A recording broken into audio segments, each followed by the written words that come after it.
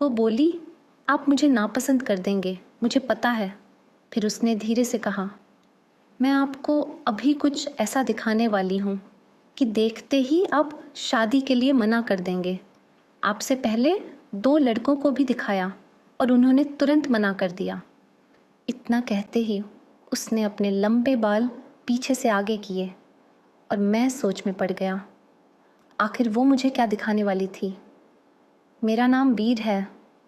मैं एक civil engineer हूँ। स्वभाव से थोड़ा इंट्रोवर्ट होने की वजह से मेरी लड़कियों से कभी ज़्यादा दोस्ती नहीं रही और न ही कोई गर्लफ्रेंड बनी। मैं हमेशा अपने काम में व्यस्त रहता था और अपनी दुनिया में ही खुश रहता। लेकिन जैसे ही मेरी नौकरी लग गई, घर वालों ने शादी की बातें करना शुरू कर दिया। घर पर अब लगातार रिश्तों के लिए तस्वीरें और बायोडाटा आने लगे। हर दिन मेरा कमरा बायोडाटा और तस्वीरों से भरा रहता। मैं उन सबको जल्दी जल्दी देखता और फिर ध्यान अपनी नौकरी और प्रोजेक्ट्स में लगाता।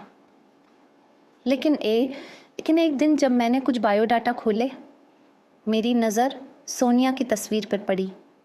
कुछ पल के लिए मेरी आंखें उसी तस्वीर पर टिक गईं।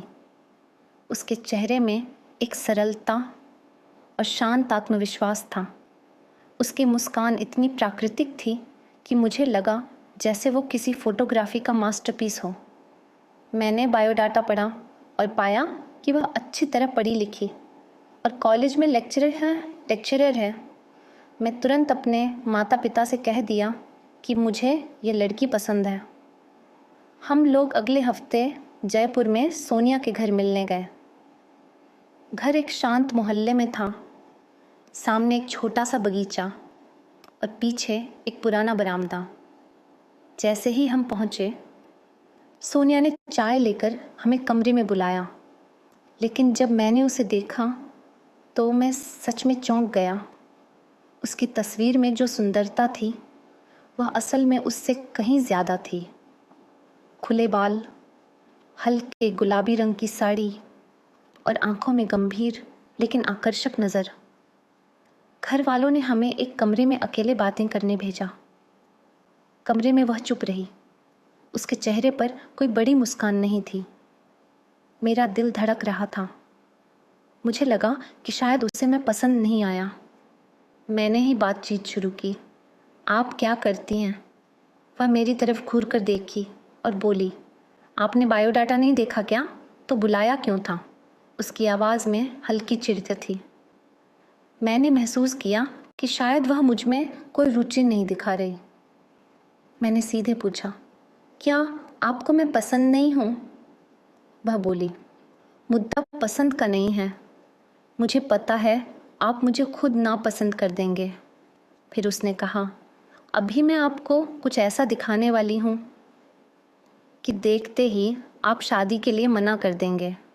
आपसे पहले 2 लड़कों को मैंने दिखाया, उन्होंने भी तुरंत मना कर दिया। मैं समझ गया कि यह कोई साधारण बात नहीं है। उसने अपने लंबे बाल पीछे से आगे किए। तभी कमरे के बाहर हल्की आवाज़ आई और उसकी माँ अंदर आ गई। शायद उन्हें भी पता था कि वह हर लड़के के साथ कुछ बताती है। उसकी माँ ने कहा, चलो बाहर, सब आपका इंतज़ार कर रहे हैं। मैं बाहर आया। मेरे माता पिता भी वहीं थे, जो मेरी शादी की जल्दी कर रहे थे। माँ ने मुझसे पूछा, तुझे लड़की पसंद है? मैंने हाँ कर दी, लेकिन मन में एक सवाल रह गया कि आखिर सोनिया मुझे क्या दिखाना चाहती थी। कुछ दिनों बाद मैंने अपनी माँ से उसका नंबर मांगा, लेकिन सोनिया की माँ ने कहा कि उसका फ़ोन अब भी ख़राब है और वे शादी जल्दी करना चाहते हैं। यह सब मुझे थोड़ा अजीब लग रहा था। एक शाम ऑफिस में काम कर रहा था कि अचानक एक अनजान नंबर से कॉल आया। दूसरी तरफ सोनिया थी। उसने कहा, मम्मी ने मेरा फ़ोन ले लिया है। मैं अपनी दोस्त के कमरे में हूँ, उसी का फ़ोन यूज़ कर रही हूँ। क्या तुम मुझे अभी मिल सकते हो? मैं तुरंत उसके बताए पते पर पहुँचा। यह उसकी दोस्त का रूम था। कमरे में प्रवेश किया तो उसने हल्की मुस्कान दी, लेकिन आंखों में गंभीरता थी। मैंने पूछा, उस दिन तुम मुझे कुछ बताने वाली थीं? और तुम्हारी माँ तुम पर इतनी नज़र क्यों रख रही हैं? सोनिया ने गहरी सांस ली और बोली, आज मैं तुम्हें सब सच बताती हूँ। उसने अपने बाल पीछे से आगे किए और गर्दन दिखाई। वहाँ एक टैटू था, आर्यन नाम का। सोनिया ने कहा, मैं किसी से प्यार करती थी, हम दोनों शादी करने वाले थे। मैंने उसके नाम का टैटू भी बनवाया, घर वालों को भी बताया और वे तैयार भी हो गए। लेकिन आर्यन ने मुझे धोखा दे दिया। वह किसी और लड़की के साथ भी रिलेशन में था जो अमीर थी, इसलिए उसने मुझे छोड़ दिया। तब से मुझे लड़कों और शादी पर भरोसा नहीं रहा। पहले जिन 2 लड़कों ने मुझे देखने आए थे, मैंने उन्हें टैटू दिखाया और उन्होंने तुरंत मना कर दिया। मम्मी इसीलिए मुझ पर नज़र रखती हैं कि कहीं मैं सच ना बता दूं। उसकी आंखों में आंसू थे। मैं भी उसकी बातें सुनकर भावुक हो गया। मैंने कहा, मुझे तुम्हारे अतीत से कोई फ़र्क नहीं पड़ता। मैं चाहता हूँ कि तुम मुझे उतना ही प्यार करो जितना तुमने उसे किया था। सोनिया ने मेरे शब्द सुनकर सिसकते हुए कहा, मैं डरती थी कि तुम भी मना कर दोगे। मैंने तो सोचा था कि हर कोई सिर्फ मेरी पिछली गलती देखेगा। हमने धीरे धीरे एक दूसरे को समझना शुरू किया। उसने मुझे अपने अतीत की सारी बातें बताईं, कैसे उसने प्यार किया, कैसे धोखा मिला और कैसे उसे अपने फैसलों पर भरोसा करने में कठिनाई होती है। मैं भी उसे अपने जीवन और भावनाओं के बारे में बताने लगा। हम दोनों के बीच धीरे धीरे एक गहरी दोस्ती और भरोसा बनने लगा। समय बीतता गया और हमारी बातें सिर्फ फ़ोन या मैसेज तक सीमित नहीं रहीं। हम अक्सर जयपुर के आसपास छोटे कैफ़े और पार्क में मिलते। एक दिन हम पार्क में बैठे थे। सूर्य धीरे धीरे ढल रहा था और हवा में हल्की ठंडक थी।